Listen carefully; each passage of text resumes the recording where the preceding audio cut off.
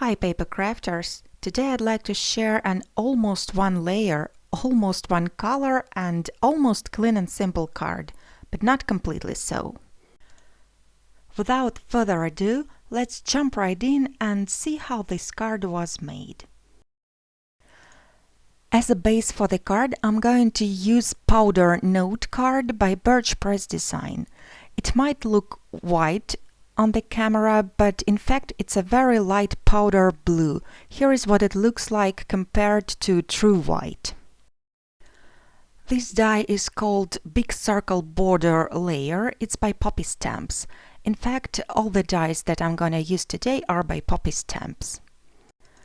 This die is meant to cut on the edge of the card, and it does have a cutting edge, but since I have my card already cut down to size, I'm just aligning the cutting edge with the edge of the card, taping it down, and then I'm running the die through the die cut machine. It cuts out a negative pattern. To create a framed window, I'll be using a die from Double Stitch Circle Frame set.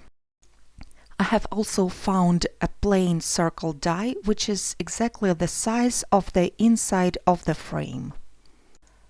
I'm placing it onto my card, taping it down, then I have to open up a card base and run it through the machine. There is a fun technique I'd like to try with this border pattern. I'm applying a tiny dot of glue inside each circle, and then I'm sticking a half pearl into each of those tiny circle windows. The glue I'm using is Ranger Multimedia Matte. It works great for attaching plastic embellishments like pearls or sequins. Because the circles are different sizes, I've chosen the smaller pearls for the top row and a bit larger ones for two bottom rows. So now we have both outside and inside of the card decorated. Next, I'm going to attach a frame to the window. I have the double stitch circle frame cut out 3 times, and now I'm layering those 3 die cuts for more dimension. Once all 3 die cuts are layered, I'm attaching the frame to my card front. I'm holding it down with an acrylic block until it dries. This pretty die is called Berry Sprig, and again I have created 3 die cuts out of white cardstock using that die. Then with some liquid glue I'm going to attach those die cuts to the card front, trimming them down when needed. As always, you can find the list of supplies that I'm using on my blog as well as in the description.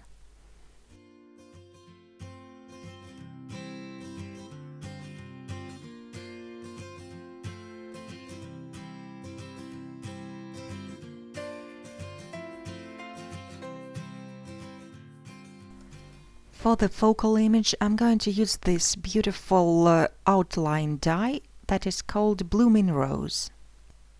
After die cutting it, I'm placing the die face down onto my piercing mat, which has velvety texture and is great for catching up die cuts.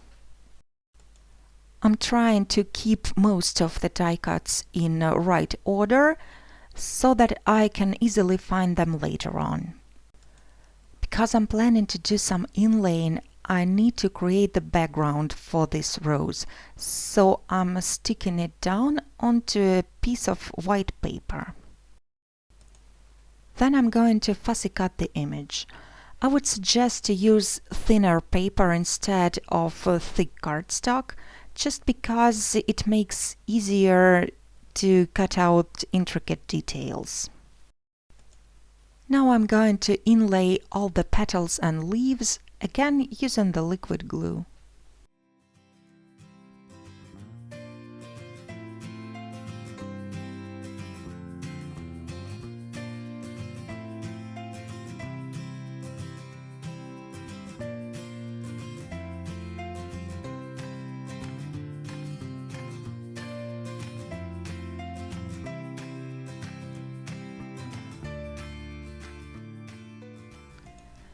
because I'm planning to do some heat embossing, I'm coloring in all the petals with the embossing marker, and I'm trying to avoid all the outline areas.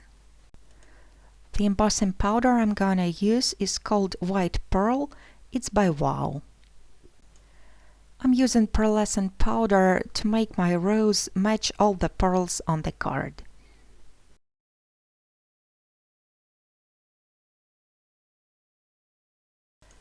To achieve more dimension, I'm reapplying the ink with a marker over all the petals again, and then I'm applying the powder and heat setting it one more time.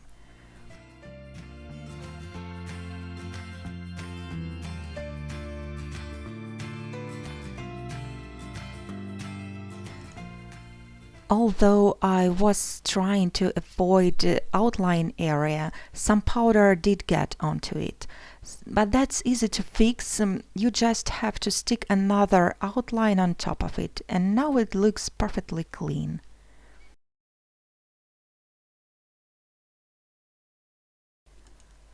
I'm applying some glue onto the frame and sticking my rose on top of it. Initially, I was planning to scatter some pearls on a card front, but then I decided to go with a technique similar to the one I did on the border. That is, I need to make some holes in the card front and stick the pearls to the inside of the card. Now I'm marking the position of the holes with a pencil, and then I'm going to bring in my punch. I'm using Crop-A-Dile Big Bite by We Are Memory Keepers. It punches two sizes of holes, and I'm going to use 2 bigger ones and 3 smaller ones. Actually, I think that the punched holes is a very fun alternative to sequins or other embellishments. Just like with the border, I'm applying some glue to the inside of the card and sticking down the pearls. I'm also going to add a pearl onto each berry on sprigs. At this point, I have decided that I also need some kind of background for the window. So I've die cut a circle out of vellum, and I'm going to stamp this background image onto it and then heat emboss it using the same pearlescent powder. The stamp is from Studio Blotter stamp set by Poppy Stamps. Here you can see that the embossing powder is actually semi-transparent and shiny. Now I'm sticking the circle at the wrong side of the card, and then I'm going to cover it up with another stitched frame. That is also going to ensure that the written message is not going to show up through the window. And this is what the finished project looks like.